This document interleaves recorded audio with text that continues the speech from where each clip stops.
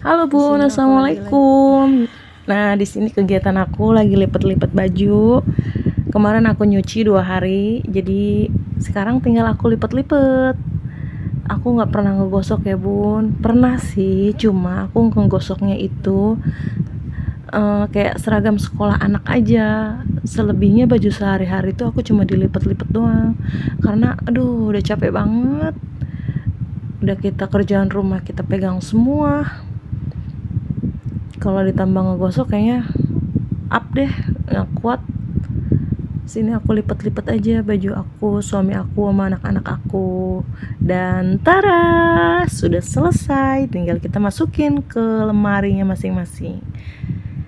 Di sini aku juga sambil nyuci ya, sambil ngegiling. Noh, aku ngeliatin anak aku, Masya Allah dia anteng banget. Aku tinggal kerjaan rumah,